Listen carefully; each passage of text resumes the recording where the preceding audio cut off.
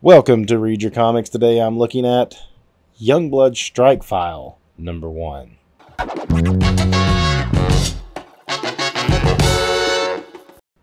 Once again, we're looking at a 1993 top seller. This time it's the number 16 book of the year. The reason I kind of wanted to do this, not only for the 1993 thing, but because I'm kind of in the mood for Jae Lee. This is a flip book. We got a Rob Liefeld side and a Jae Lee side. Something the Image guys, well, particularly Rob and Jim Lee were doing at this time was launching these like spin-off books. So we already had a Youngblood file. Now we're going to get a Youngblood spin-off already. I'm sure they picked that up from the success of things like X-Men and X-Force and a second X-Men title and so forth and so on. In a way, I don't blame them for wanting to capitalize on their success, but at the same time, it was kind of abusive to the fans. I mean, honestly, this had a $250 cover price, and that was a little high for the time. Most books were still in that $175 range. So, you're talking about like almost adding an extra $1 close to it for another just like book when you've already got your main book is only, 6 or so issues in and running late as it is.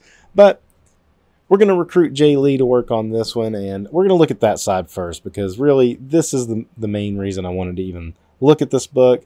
I did a Jae Lee book, Namor book just yesterday, so I'm kind of in a Jae Lee mood. So let's look at this side. Something I found interesting in reading this, again, for the first time in over 30 years, is how much they were trying to tie the Image books together. Both this side and the other side, I'll get more into that. But right off the bat, this is Al Simmons from Spawn. So you're kind of getting a flashback story of Chapel, and I don't know if it had been revealed yet that Chapel is the one that killed Al Simmons and sent him to hell. Of course, he didn't know he sent him to hell, but I don't know if that had been revealed yet. Because at this point, we're still in that like single digits of Spawn, and I feel like that kind of landed like the 12th or 13th issue or so. So I'm not sure. Let's see. This is April of 93. So I don't think it had. I don't think that news had dropped yet. But maybe, and I'm not even sure if it had been revealed that they knew each other. This may have been the revelation that like Chapel and Al Simmons ever knew each other. I can't remember because I don't remember some of those early issues of Spawns, like the finer details like that. And then you got this guy Duke, and they bold his name, and when I just read this, I was like, now who is this Duke guy? Maybe he's Deathblow or something, and I just don't remember. So I was curious to see where he played a part. They work for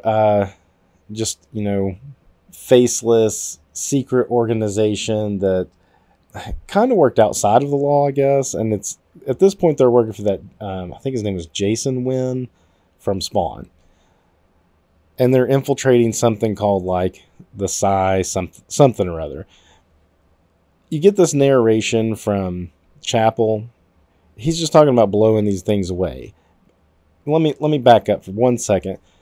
This is Eric Stevenson doing the script with Rob Liefeld, and Eric Stevenson, he did the scripting for the Brigade and Bloodstrike books that I've done a video on. He is a weak link. No, I'm sorry, but he is. His dialogue and his scripting it's questionable. It's questionable. Some of this isn't bad, but it's just so blah. We're going into this place and we're killing these bad guys, and you don't really ever get there. This is the best look you kind of get at one. They don't really play a role, but you're mostly just getting shots of Chapel being like a badass. And he does look cool. This Jae Lee art is impressive. I think this is a little step above the Namor book that I just looked at yesterday. It's a lot of splash pages like this. He does this tapered waist, which I guess was becoming in vogue in the 90s. I didn't really pay... When I think of that, I think of him and Liam Sharp really are the tapered waist guys. So they're just blasting away. This is the stuff I think with Jae Lee. Obviously, he makes his face just look very skeletal. And his body positions and stuff, I think, are something that make his work really stand out.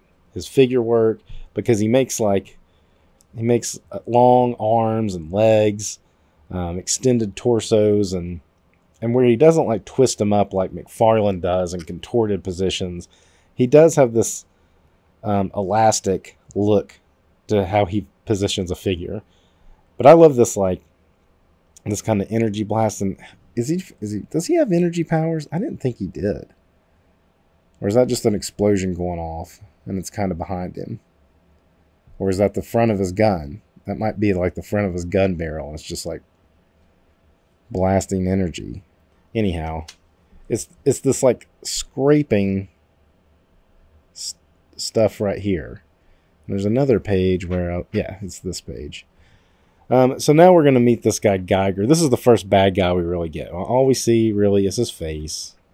And I don't know if he had been introduced in Youngblood at this point or not. I haven't gone back and looked at those early Youngbloods.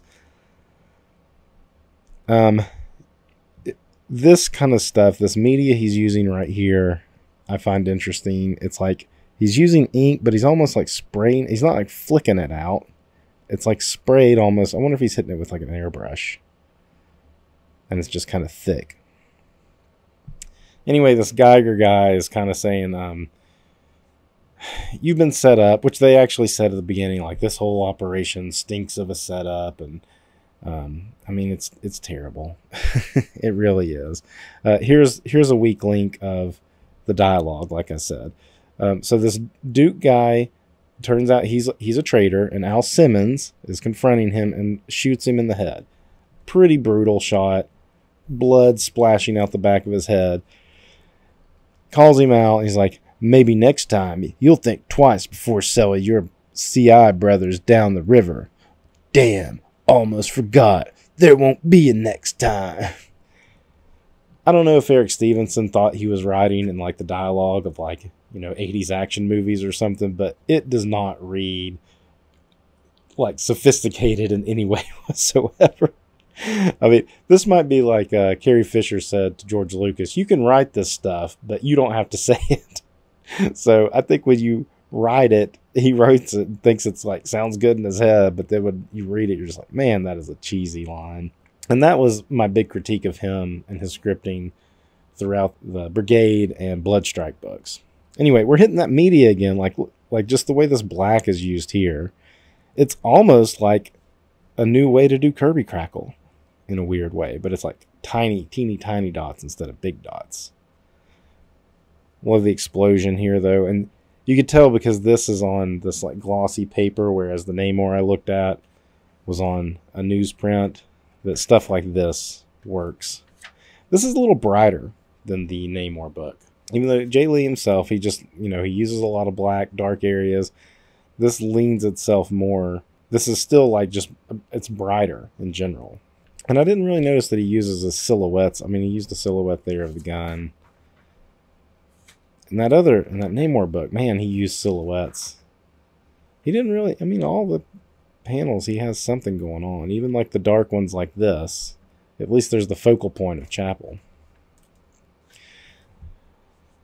So this is like kind of after the mission. And this is the dumb part here too. This is terrible, terrible scripting. So, he's like, yeah, it's a shame about Duke. And Al Simmons, who's the one that killed Duke, he's like, yeah, so what exactly did Duke do anyway? Like, dude, you killed him? You must have been told, like, you were told to kill him because he was a traitor, so you just went on and like, all right, I'll kill him. So I guess when it happens to you, you should just expect that that's how your life is going to end in this game. If you didn't read this dialogue, you wouldn't know that there's a time jump from this to this, but it says 5 years later. He's back in Wynn's office. Why is he there? Oh yeah, he's like, oh, you don't have time to visit your old boss. I'm here now, Wynn. You've got 5 minutes. Again, the scripting is just so bad. He basically says like, I've got a job and I need your help. And he's like, no, I'm with Youngblood now. And he's like, well, it'd be a shame if your sordid past came out to all your adoring fans, because Youngblood was kind of like celebrities. They were in the public eye. And he's like, yeah, it'll be bad for you if you try to pull that. Wynn says like he's going to contact this Geiger guy. And that's the end of this particular chapter. Awesome shot, though, of like shattered glass of Chapel. Wynn looks pretty maniacal. The way that Jae Lee does these like eyebrows, like the brow itself, but then these like the eyebrows come off. It's just it's like a vampire or something. But everybody has them. It's not just like the bad guys have them. Like Namor had them and everything. All right, so let's flip back over to the Rob Liefeld side. And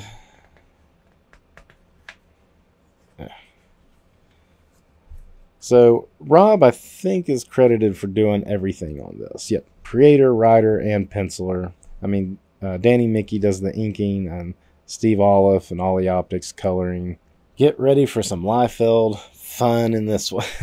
On the cover, we saw the character Die Hard from Youngblood. And on here, he has, like, you know, metal, cybernetic kind of stuff. Of course, he's got the leg pouch. And in here, it turns out that, like, at first, you're like, oh, Die Hard's an old character like Captain America. He carries a shield. He has his more pouches. He's got even, like, the pirate boots. And he's got a Cobra Commander type mask, right? It's, like, dangling down. It's hanging loose. Got two other characters here that kind of look like Wonder Woman and Superman with him. Turn the page. The mask is now, like, super tight.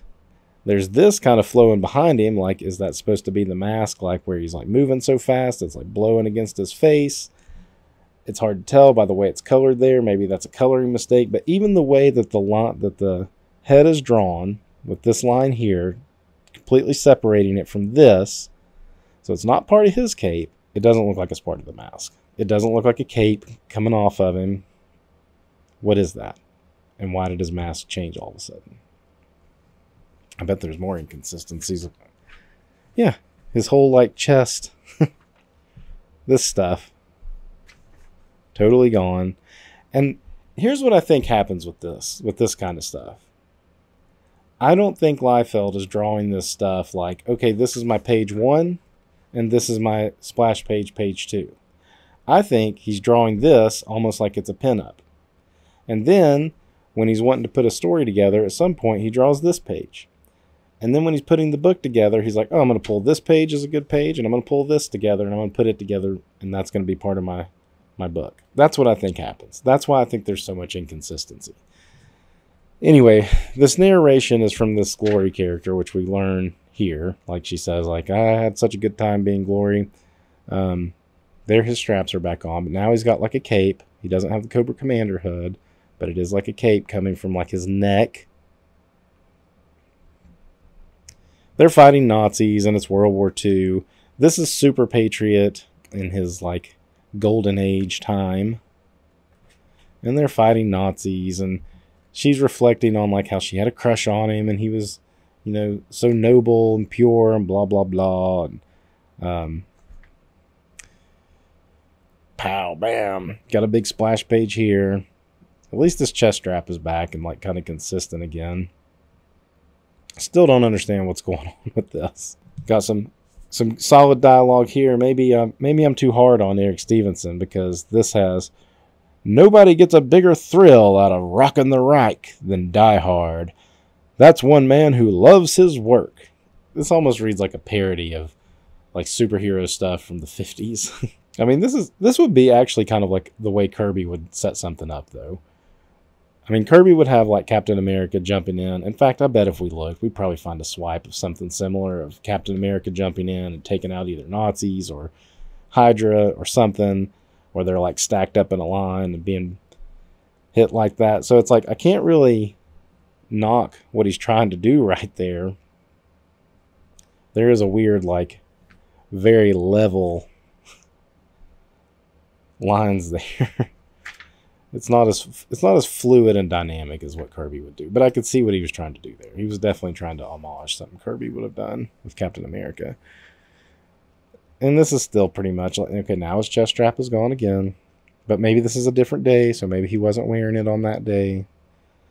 And it goes on, and now he's wearing the Cobra Commander hood again. And now we're back to the present day. And this Glory character is now like, she's got a desk job. And in all of this dialogue, it basically is explaining how Captain Glory, what was his name? Super Patriot has been put into the Rebirth program, which I think is tied. That must be what the Blood Strike Brigade stuff was about. That when I read those two books, it just hinted at, but I didn't know what that meant. And it does tie into Savage Dragon, because Super Patriot was in Savage Dragon miniseries, and he came back like a cyborg, kind of like,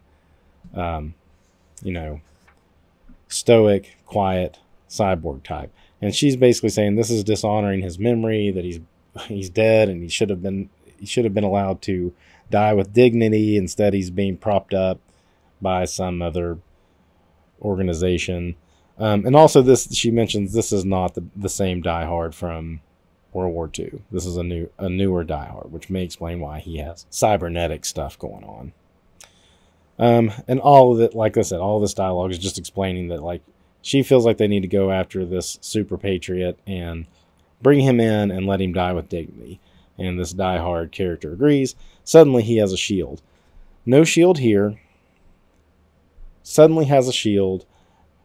I swear that is just Liefeld. He drew this picture at some point. Although, I mean, it's like one page that's supposed to read this way, but I swear it's like he drew this and thought, cool, I'm going to give him a shield in this one.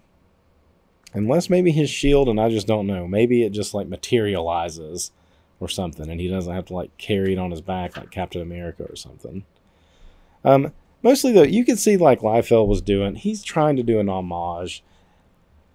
For all Liefeld's faults, he's very energetic and loves comics, and you see his passion for things, even in something like this.